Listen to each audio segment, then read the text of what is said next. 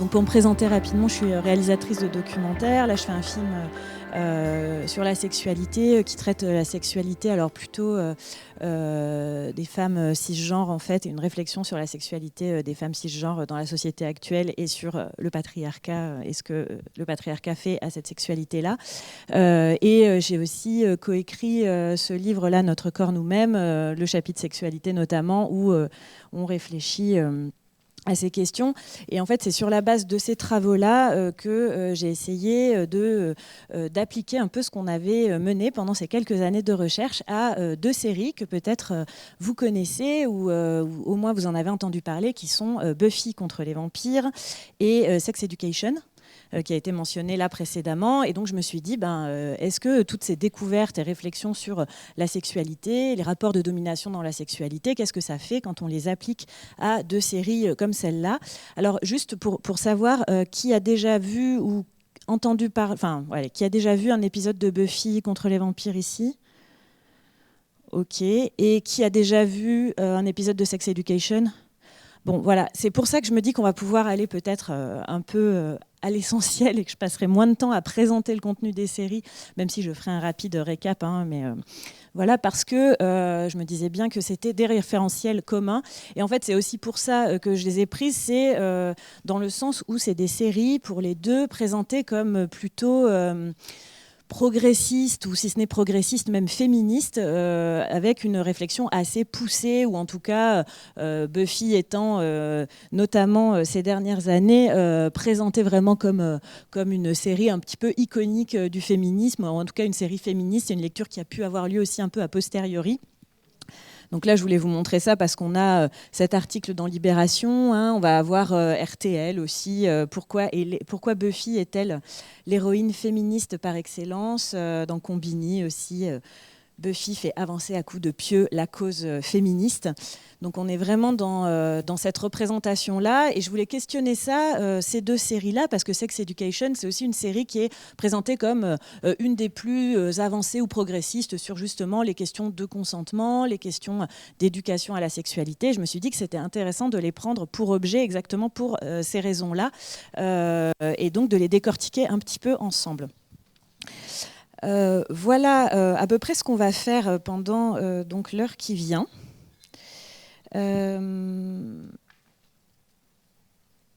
Bon, j'ai pas pris. C'est vrai que la tentation initiale, c'était un petit peu de revenir sur les bases de la culture. Justement, la non-culture du consentement dans la fiction. Il y avait un autre sujet qui était possible, c'est de se refaire l'historique des films d'Indiana Jones et de Harrison Ford dans les années 80, qui, moi, ont bâti mon rapport, je pense, à l'hétérosexualité de façon tout à fait nocive et toxique, avec ces fameux coups de lasso une fois qu'on a dit non pour se faire embrasser quand même, ou les je t'aime, je sais entre princesse Leila et Yann Solo. Et je pense que c'est vraiment déterminant dans la construction de la masculinité des années 80. C'est un sujet qu'on aurait pu traiter et que moi j'aime beaucoup aborder, parce qu'en fait, à travers la figure d'Harrison Ford, à peu près tout y est.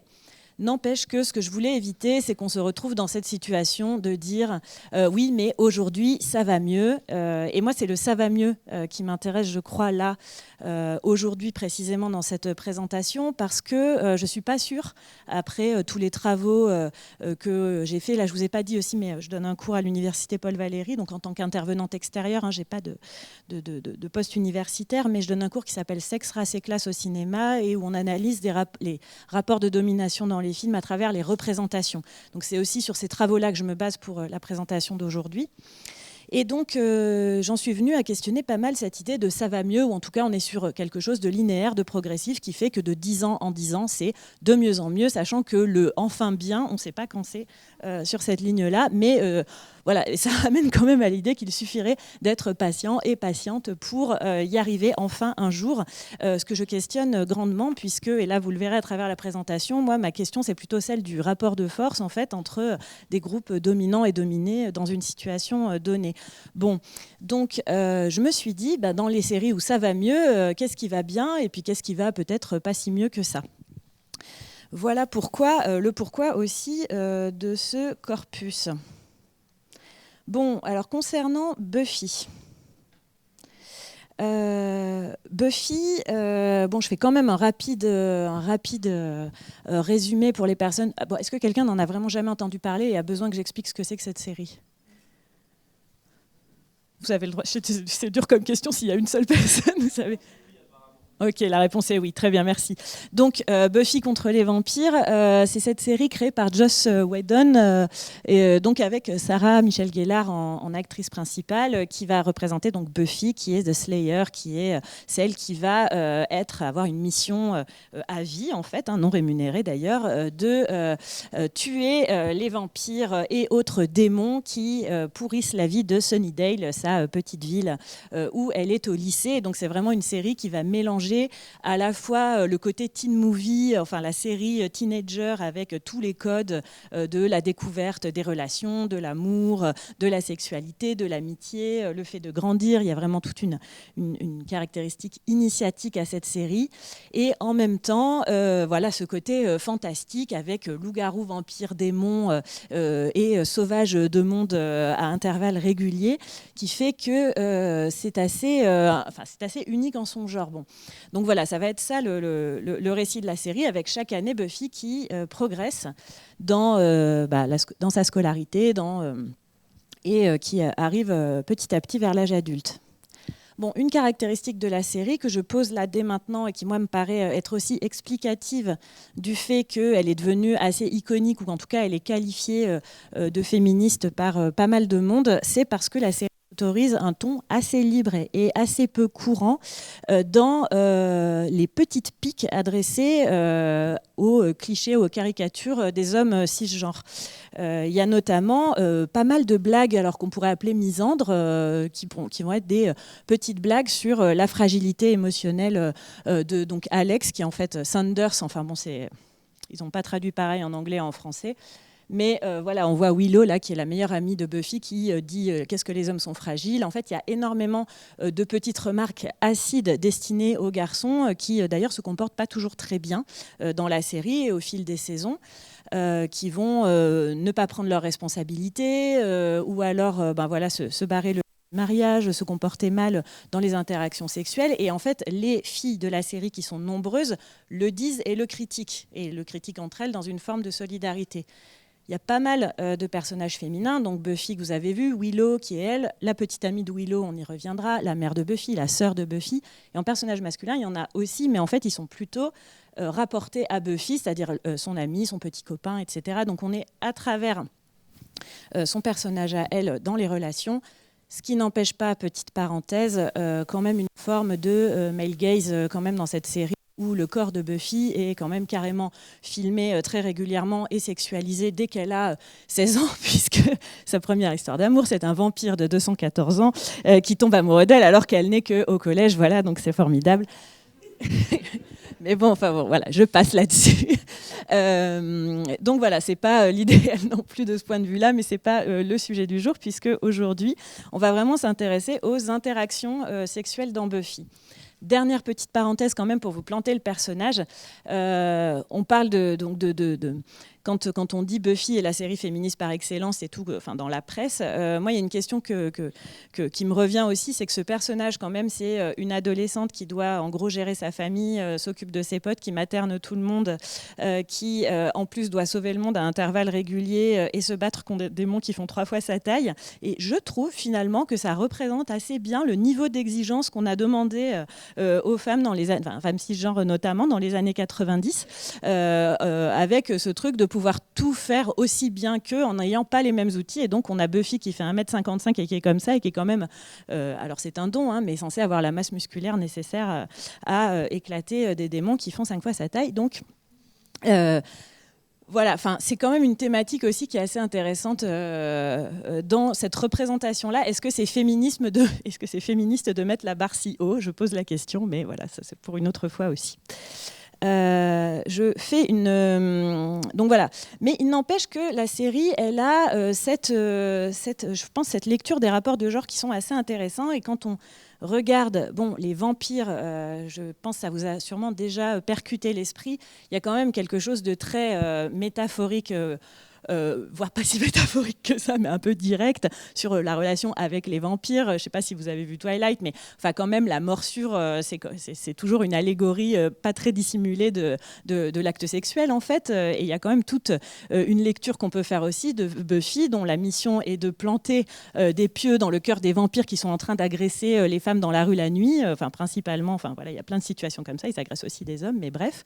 On pourrait y lire aussi une façon de se battre contre les violences sexistes et sexuelles sans pousser trop loin, vous voyez le truc. Donc Buffy, elle a un peu une mission comme ça, qui peut être lue de cette façon-là d'un point de vue féministe. Et si on ajoute à ça des rôles quand même, alors moi que je trouve quand même assez rares et intéressants, qui sont les démons vengeurs.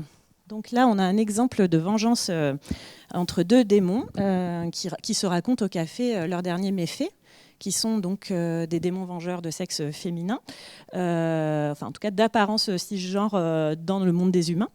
Et donc là, elle se raconte que, celle de gauche raconte qu'elle a donc, à la demande de l'ex-compagne d'un homme, agi, puisque celui-ci n'avait versé aucune pension à son enfant en 11 ans, pas un seul chèque. Donc, ce à quoi elle lui a jeté un sort qui fait que dès qu'il rédige autre chose qu'un chèque de pension, il a des coupures à la main. Bon, en fait, il y a pas mal de petites scènes comme ça que je trouve assez rares en fait, dans la représentation, de chroniquer ce que c'est une sorte de domination masculine ordinaire et comment ça se traduit dans les rapports familiaux. Et là, on a quand même ces démons. Alors, elles ont des rôles assez positifs, on va dire, même si elles sont un peu cinglées et tout, mais c'est quand même présenté comme des blagues. Et en fait, c'est un peu l'équivalent voilà, d'une blague, enfin encore, je le mets dans la catégorie un peu blague misandre, que peu de séries s'autorisent. Et c'est pour ça que je dirais que dans cette série des années 90, on a quand même une chronique, voire une critique qui affleure assez régulièrement d'une forme de domination masculine en tout cas. C'est les éléments qui m'amènent à dire ça. Ceci dit, si on passe vraiment à cette question de la sexualité, je vais vous... alors j'ai choisi un moment particulier, donc je nous épargne la relation toxique avec Angel le vampire, ainsi que la deuxième relation sexuelle que va avoir Buffy. Dernière parenthèse avant d'entrer dans le vif du sujet. Là, que ce soit pour Sex Education ou pour Buffy contre les vampires, tous les personnages sont cisgenres en fait, tous ceux qu'on va étudier. Donc, ça montre à la fois une non-représentation des personnes trans dans ces séries adolescentes populaires. Et en même temps, du coup, là, dans la présentation, à partir de maintenant, quand je vais analyser, je dirais hommes et femmes et pas hommes cis, femmes cis, juste jusqu'à la fin de cette présentation, dans une volonté de gagner un tout petit peu de temps. Donc voilà, si je choisis donc la saison 4 et la relation de Buffy avec Riley, le beau militaire blond musclé, tout ce qu'il faut, gendre idéal, c'est parce que c'est justement un peu présenté à ce moment-là comme une relation saine, amoureuse. C'est Buffy, après toutes ses mésaventures, se retrouve avec ce jeune homme qui... quand il lui fait des avances, donc qu'elle repousse, écoute son refus, donc respecte son consentement lors du rapport de séduction.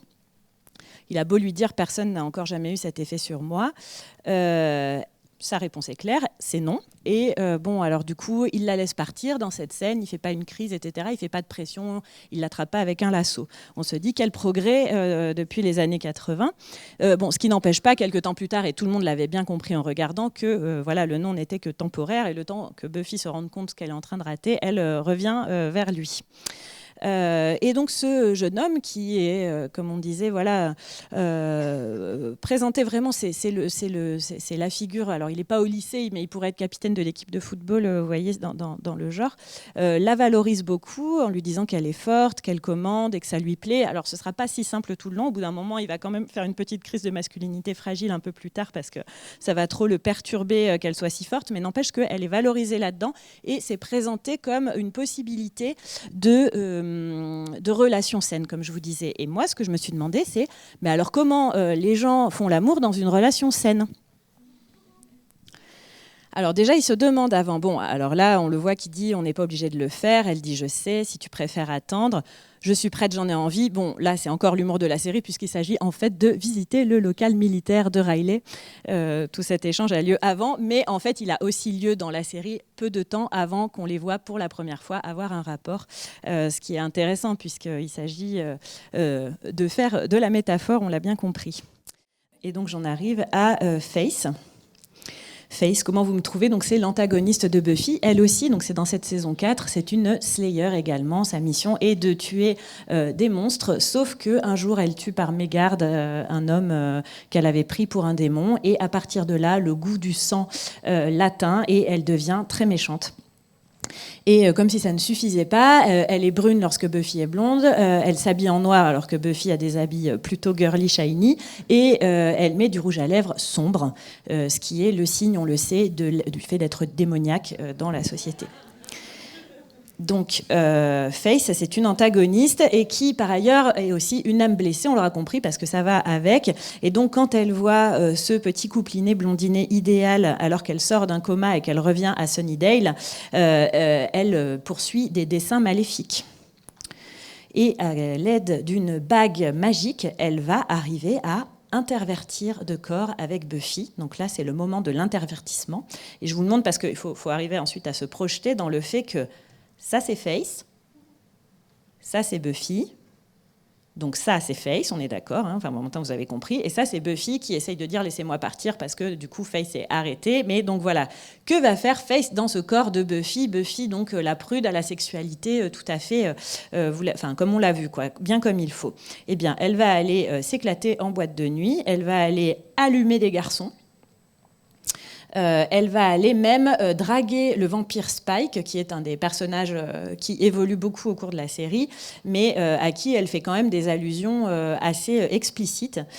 Tu es loin d'imaginer comme je suis musclée, je pourrais te serrer jusqu'à ce que tu exploses, et tu me supplierais de te serrer encore plus fort. Le pauvre Spike n'en peut plus pendant 3 saisons après cette interaction, et ne sait même pas que c'était pas la vraie Buffy. Que fait la maléfique Faith juste après? Eh bien, elle se précipite dans les bras de Riley pour vivre cette vie idéale qu'elle a vue chez Buffy et qu'elle envie tout en étant dégoûtée.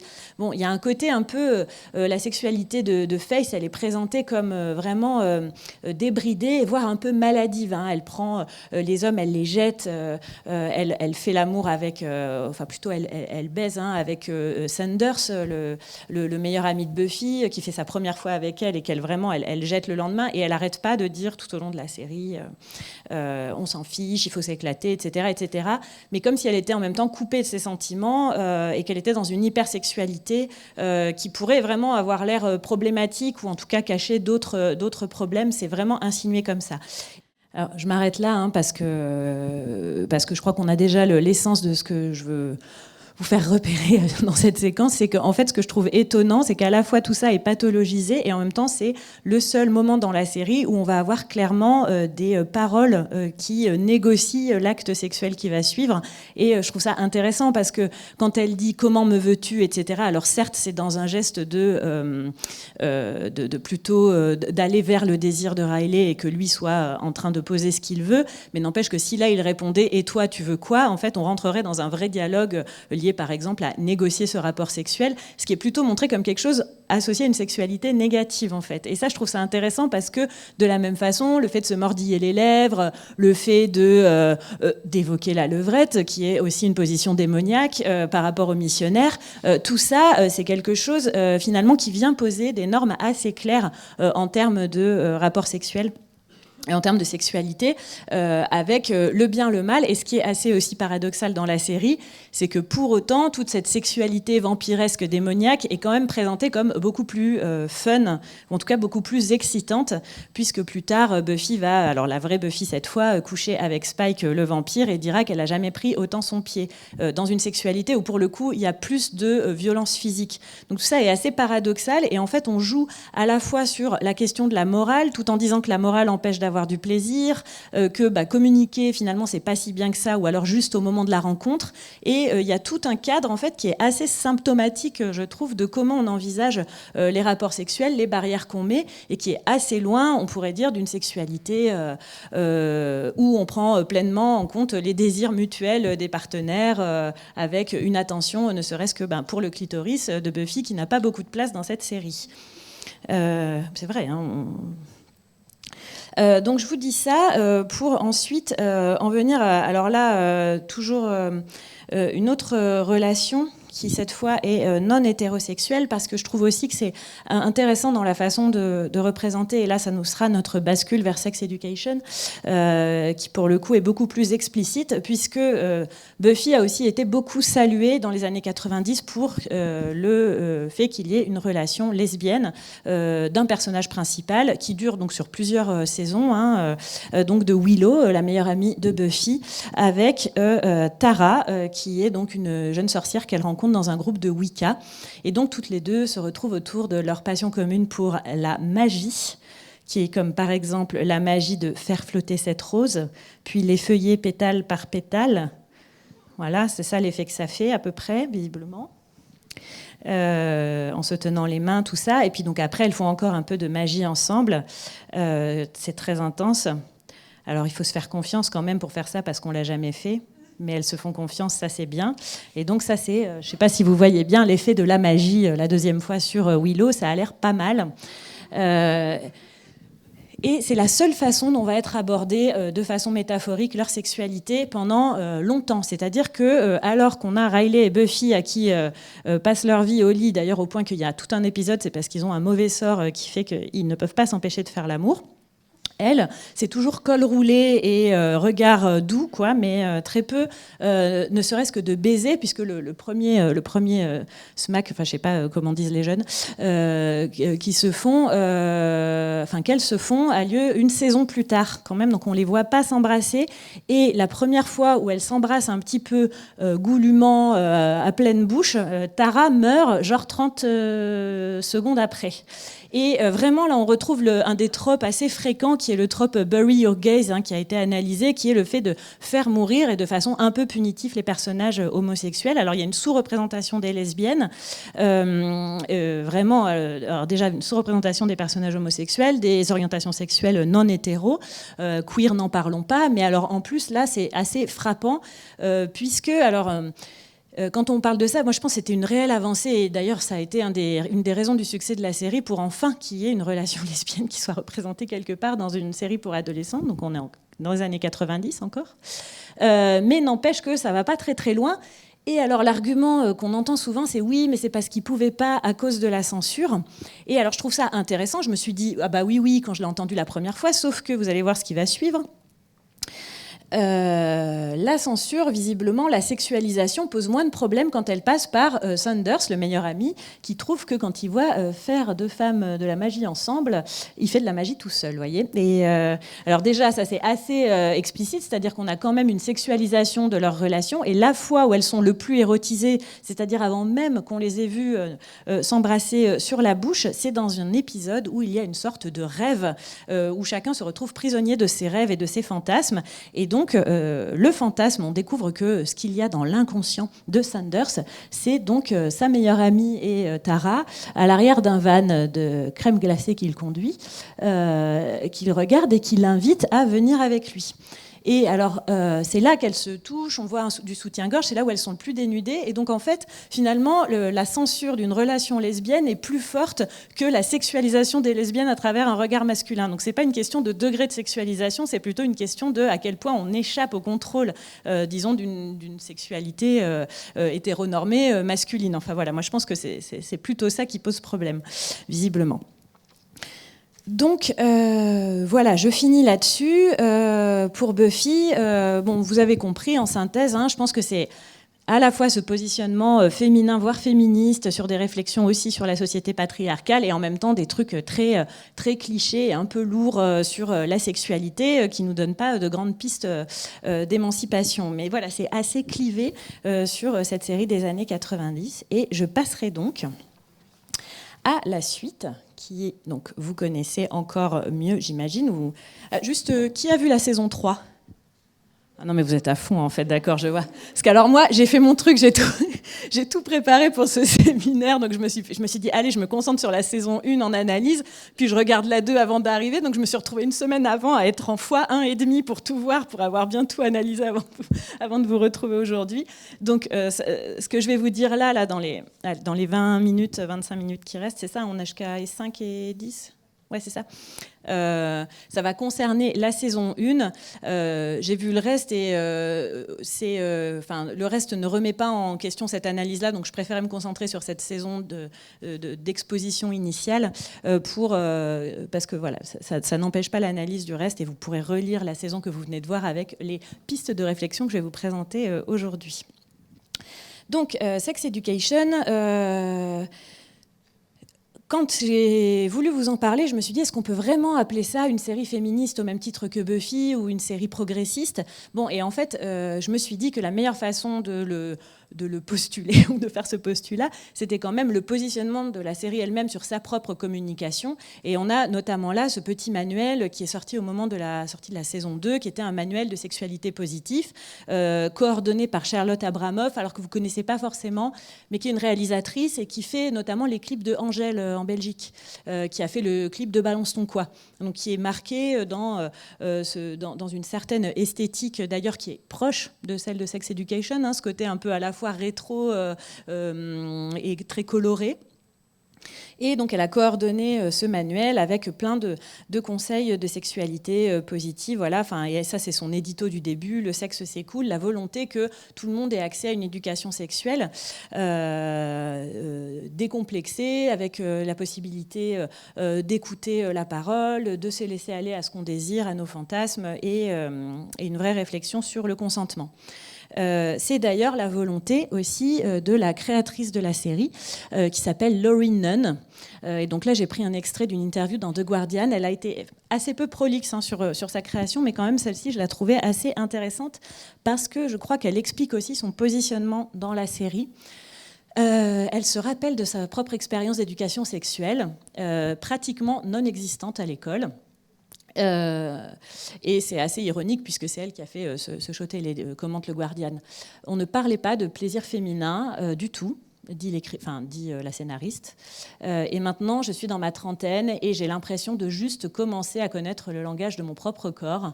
Je me dis, mais mon Dieu, qu'est-ce que j'aurais aimé savoir ça quand j'avais 20 ans. Donc je pense que ça nous donne une des intentions dans la réalisation de la série.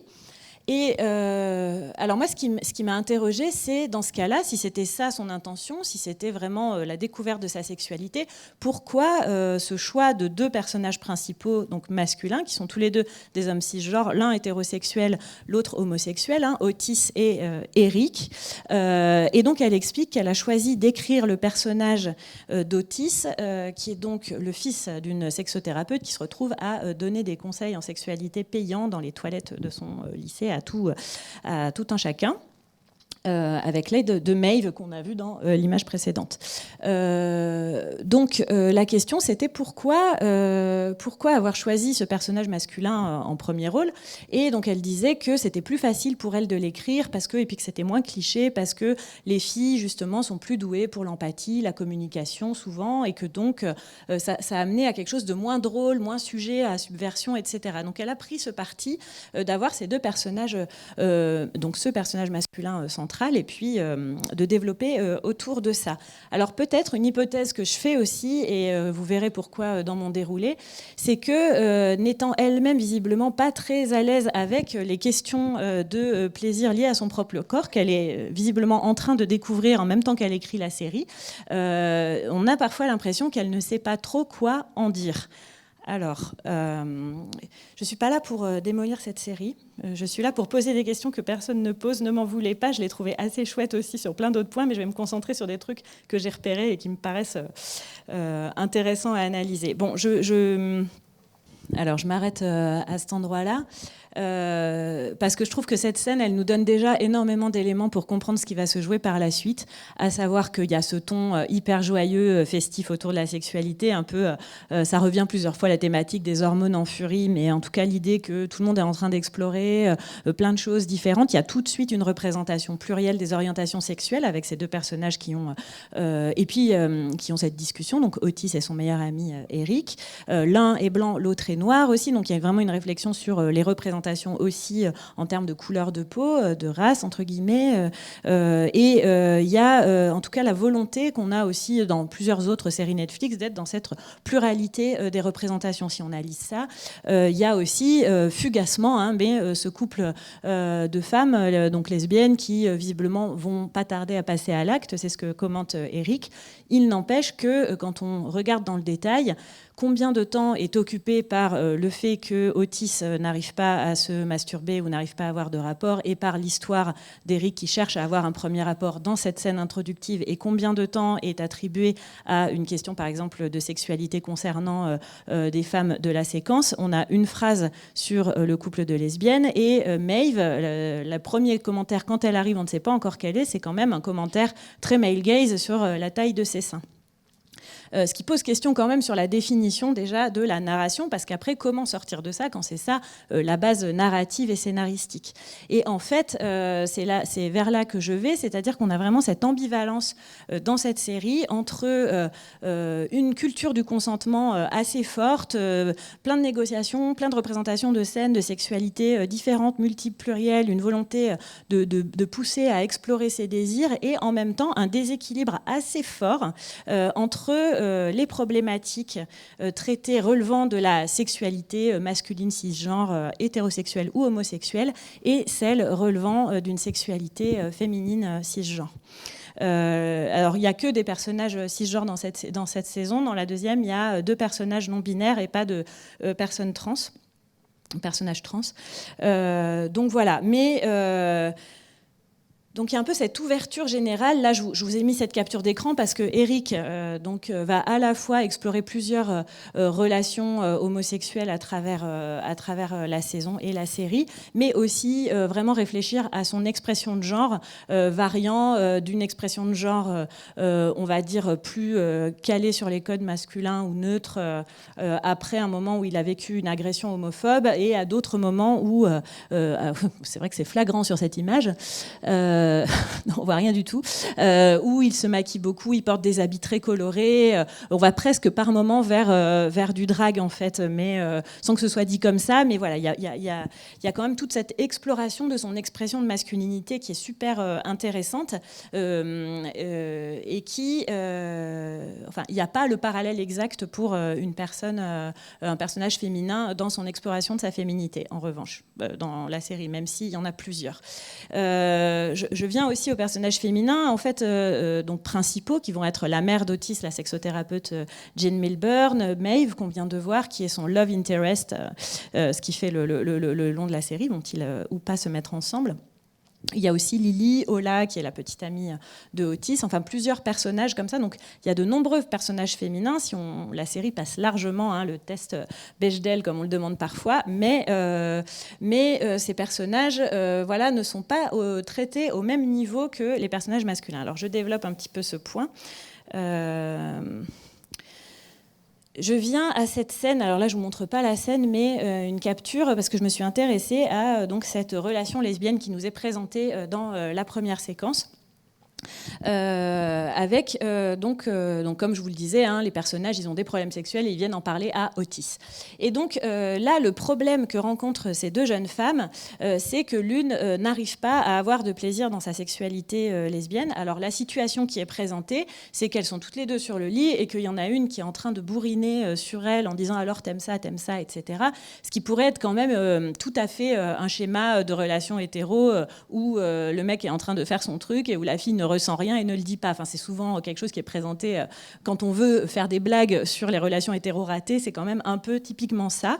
Et ça, c'est cette situation-là qui est présentée comme ce qui se passe, et c'est ça leur problème sexuel. Alors c'est intéressant, et en même temps, je me dis, il y a peut-être des choses qui, statistiquement, représentent plus les questions d'éducation à la sexualité, des jeunes femmes qui explorent une sexualité lesbienne à l'adolescence. Je pense à la lesbophobie intériorisée, sa difficulté à reconnaître du plaisir pour une personne du même sexe que soi, la méconnaissance de la protection contre les IST, enfin, ou tout un tas de choses, mais en même temps, c'est un récit de fiction, et on est sur des personnages, et je ne dis pas que ça ne pourrait pas arriver exactement cette situation.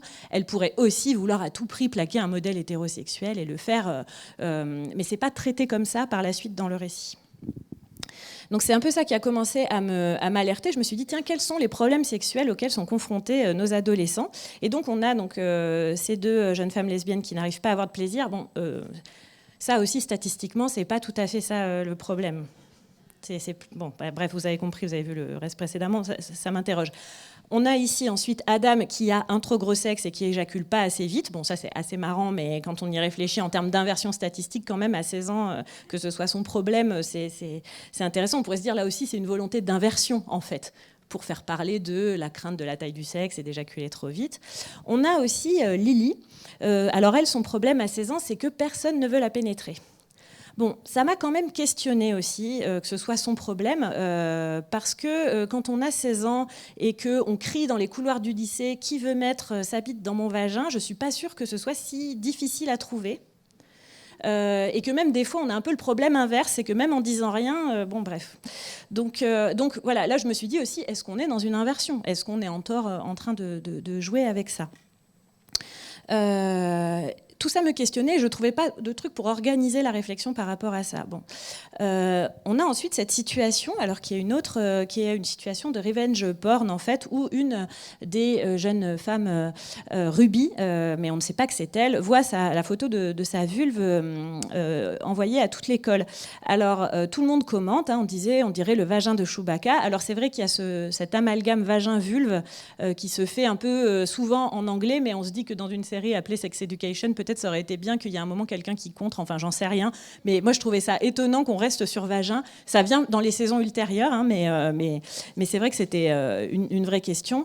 Et des commentaires assez durs, si mes lèvres étaient comme ça, je me tuerais, etc. Alors bon, là, ce qui est quand même, quand je l'ai vu, j'étais assez choquée, mais en fait, c'est un twist narratif, puisqu'en fait, c'est sa propre vulve qu'elle regarde, donc elle est en train vraiment de s'auto-dénigrer. Et tout ça se finit dans une scène vraiment assez jolie de solidarité féminine, voire féministe, où le proviseur Groff demande de qui est donc ce vagin-vulve, et donc toutes vont finalement s'auto-dénoncer en disant « c'est mon vagin ». J'ai aussi un vagin, le proviseur en peut eu, puis il en a ras-le-bol. Ça peut pas être votre vagin à toutes. Et donc là, on a ce cher Jackson qui dit c'est le mien, voilà. Alors bon, ça aurait pu être son coming out trans, mais non, là c'est un personnage cis. Mais voilà, enfin c'est présenté comme une blague. Et donc, Ruby, qui était celle qui elle-même s'était auto-dénigrée, en retire de la fierté. Là, je me suis dit, waouh, on a un vrai exemple de réponse à un revenge porn qui est quand même un problème très fréquent, et là, statistiquement, qui touche énormément d'adolescentes. Je dis surtout d'adolescentes, parce qu'en fait, le revenge porn, c'est quand même majoritairement pratiqué sur des jeunes filles par leur petite amie ou leur ex-petite amie. Sauf que dans la série, et c'est là que j'ai trouvé ça remarquable aussi, c'est qu'en fait, ce n'est pas un petit ami ou un ex-petit ami, même si quand on mène l'enquête, c'est sur lui qu'on se dirige, mais en fait, la meilleure amie de Ruby, qui, pour lui faire comprendre qu'elle était trop méchante, lui fait ça. Alors, je ne dis pas que c'est impossible, c'est juste qu'encore une fois, ce n'est pas le cas majoritaire, et que donc, je me demande en quoi ça aide de pas... Enfin, qu'est-ce que ça empêche de ne pas se mettre dans une situation qui arrive à plus de monde ? Je continue. Pour m'arrêter aussi sur cette scène, là, vous avez vu, je m'intéresse plus à des personnages féminins, après vous avez parlé des problématiques des personnages masculins. Cette scène où Aimée, donc, qui va devenir la meilleure amie de Maeve, qu'on voit ici, donc Aimée, est au lit avec son nouveau petit ami, Steve, qui lui demande « Mais tu veux que je fasse vraiment tous ces trucs ? Tu cherches la performance ?» Alors Aimée se questionne, il lui dit « Qu'est-ce que toi tu veux ?» Et là, elle se rend compte qu'elle ne sait pas. que personne ne lui avait jamais demandé. Et Otis lui dit que les femmes ont tendance à avoir plus honte de la masturbation que les hommes. Donc là, un vrai problème de ciblé, statistique, etc. Et Aimée va se mettre à se masturber et découvrir son corps. Alors je me dis, elle a vraiment du bol d'avoir déjà un petit ami qui lui dit mais qu'est-ce que t'as, tu cherches la performance, moi ce qui compte vraiment c'est vachement bien. Et puis en plus elle a encore plus de chances que Otis soit quand même vachement bien renseigné. C'est juste que en fait à un bout d'un moment je me suis dit c'est marrant, c'est quand même les garçons qui l'aident. Et je me suis dit, waouh, si j'interroge ma vie à moi, et puis le film que j'ai fait, et puis le bouquin qu'on a fait, toutes ces réflexions-là, elles sont plutôt venues dans des entre-soi féminins, voire féministes, et qu'il y a quand même tous ces apports-là qui sont faits par des réflexions féministes sur la sexualité. Et tout d'un coup, ça m'a un peu fait plop dans la tête, quoi. Je me suis dit, mais attends, quand est-ce que tous les garçons qu'il y a dans cette série se comportent mal.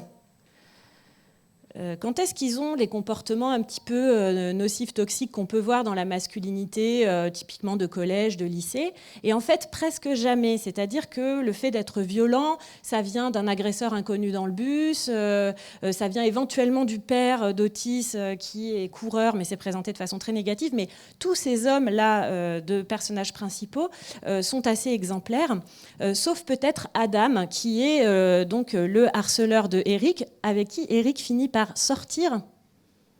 Ce qui me pose question aussi, je ne l'ai pas repéré, mais c'est quand j'ai fait le post sur Facebook pour annoncer l'événement qu'un ami a commenté en disant « Oui, ce serait bien de ne pas nous faire sortir avec nos harceleurs aussi ». J'étais là, oui, certes. Et pour moi, une des clés de lecture de tout ce que je viens de vous présenter vient à la fin de la saison où l'éditrice de Jane Milburn lui dit on est au beau milieu d'une crise de la masculinité et que c'est ça le sujet du livre de Jane Milburn et qu'en fait à mon avis c'est ça le sujet de la série en fait, c'est quelle masculinité pour les jeunes hommes d'aujourd'hui qui sont quand même fort perturbés par ce féminisme de Maeve. Alors là, je voulais pas montrer, mais le personnage principal féminin, Maeve, je veux dire, bon, elle parle pas tant que ça de féministe, mais par contre, alors dans sa chambre et dans son casier, il y a écrit « We should not be feminist ». C'est quelque chose qui est affirmé et tout. Donc en fait, le féminisme, il apparaît de façon comme ça, mais il n'est jamais vraiment développé, traité, argumenté. Et par contre, on a tous ces hommes que je qualifierais d'hommes exceptionnels. Là, j'arrive sur la fin, désolée pour le temps. Otis, qui va nous donner des leçons sur le bal. C'est une tradition américaine qui célèbre le sexisme. Qui donne des cours de consentement à ses copains. Le père d'Eric, qui le protège de sa mère et qui le couvre sur son homosexualité. Là aussi, c'est quand même pas souvent dans ce sens-là que c'est fait. Et puis donc la mère de Otis qui est face à ce cher Jacob qu'elle imagine être un homme qui a plein de conquêtes et qui en fait est resté après que sa femme malade atteinte d'un cancer l'ayant trompé, est resté avec elle pour s'en occuper. Ça aussi statistiquement en fait dans des cas de maladie grave il y a 1/3 des hommes qui restent et 2/3 des femmes. Donc on est encore dans des inversions. On a plein d'hommes comme ça qui font des trucs vraiment géniaux et qui sont censés être des modèles positifs dans cette série. Et je comprends la volonté. On a aussi Jackson qui est toujours très attentionné et Maeve qui souvent refuse la communication, même avec Otis. Et tout ça, et c'est là que j'arrive vraiment à ma conclusion, moi ça m'a vraiment fait m'interroger sur est-ce qu'on peut réfléchir à une sexualité émancipée sans passer par l'état actuel des rapports de genre et des rapports de sexe et des rapports de domination en fait. Là, dans l'intervention précédente, justement, c'est Lydia Fener qui disait, alors j'ai pris des notes rapidement, mais en fait, si on présente des rapports égalitaires sans passer par l'état des rapports de domination à l'œuvre ou des rapports de sexe à l'œuvre, eh bien, je pense qu'on a du mal à déconstruire et à transformer. Et à un moment, cette superpositivité, pour moi, elle a des grandes limites. Notamment parce que, je vous dis, il y a plein de thématiques. Moi, je pense qu'on pourrait réécrire la série avec des personnages principaux, justement, féminins, et avoir des vraies thématiques qui sont faites par les personnes qui souffrent, entre guillemets, le plus quand même. Je ne veux pas faire des échelles et tout, je sais que tout le monde est atteint par la domination, mais de la domination masculine dans la sexualité. Et pour moi, ça manque encore. Et donc, petit élargissement vers d'autres thématiques, vraiment pour terminer.